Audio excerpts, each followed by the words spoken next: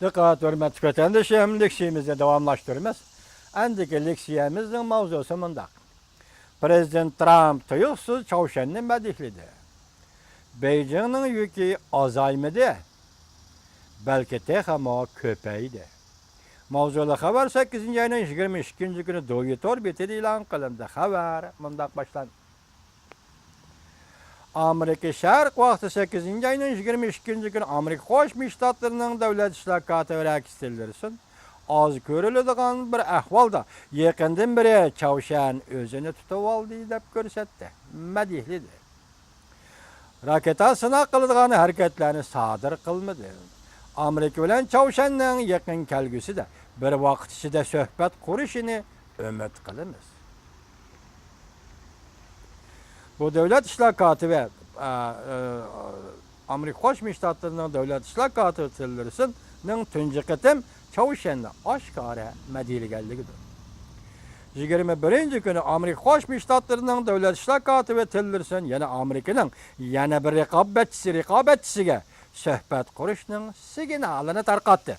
O bo'lsa Afg'oniston Taliban qurolli kuchlaridir. Hozir Qarag'anda Prezident Trump hukumatining nazar doirasi go'yo Sharqiy Shimoliy Osiyodan Janubiy Osiyoga yo'tkilib keldi. Yoki mundaqcha aytsak, Prezident Trump Jungoning sharq va g'arb taraflarida o'xshashlar ko'ch ko'rsatishga boshladi. Yoki mundaqcha aytsak, takrorlaylik, Prezident Trump Jungoning sharq va g'arb taraflarida o'xshashlar ko'ch ko'rsatishga boshladi.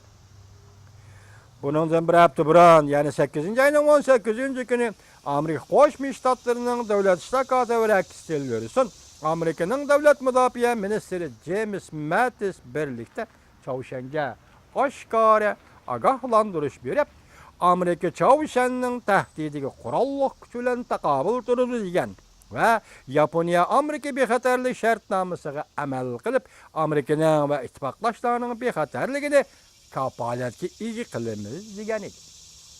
Lekin 8. ayning 22. kuni davlat islohoti va tillarisining Pyongyang doiralarining o'zini tutib olganligidan xo'sh bo'ldi. Davlat islohoti va tillarisi mundaq dedi. Amerika bundan burun Çavuşan doiralarining bu darajada o'zini tutib elishini ko'rib boqmagan. Biz Çavuşan tarafning taxmi ko'p samimiyat ko'rsatishini umid qilamiz. Biz Çavuşanning navbatdagi bu harakatini e'tirof qilamiz. Davlat islohoti tillarisining Çavuşanni madilgan o'xshash bir kunda ko'riverishga bo'ladiki, izchil Çavuşan bilan suhbat qurishini ta'kidlab kelayotgan davlat islohoti tillarisining maydoni izchil, faol va aktiv tarafga o'zgarib keldi. O'tgan Prezident Trump ham Çavuşanning rahbari Kim Jong-unni madilab aqlani qaror qildi deb hisoblagan. Lekin Prezident Trump davlat islohoti va tillarisining davlat mudofaa ministri James Mattis mundaq hisobladi. Çavuşanning pastga tushib qolganligi Amerika yo'lga qo'ygan embargo siyosiy va harbiy ishlar besimi bilan munosabatli.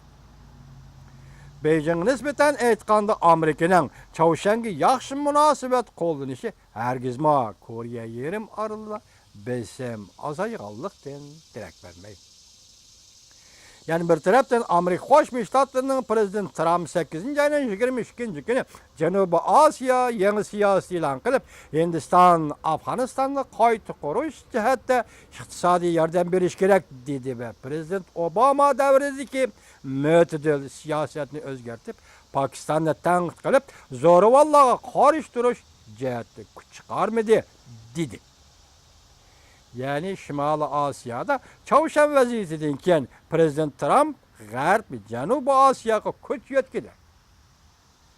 Şimali Osiyo vaziyetidan keyin Prezident Trump Amerika Qo'shma Shtatlarining Prezident Trump Janubiy Osiyoga kuch yetkazdi. Kuch chiqardi. Geopolitik va strategik siyosatning markazida turgan Beijing, yani Jungo Şüphesiz ki əmdi Amerikalıqla tüzüp çıkan Şərq və Qərb tərəfdən qoş tərəflik stratejilik siyasetinin bəsəməğə uçraydı. Dikkat vatandaş.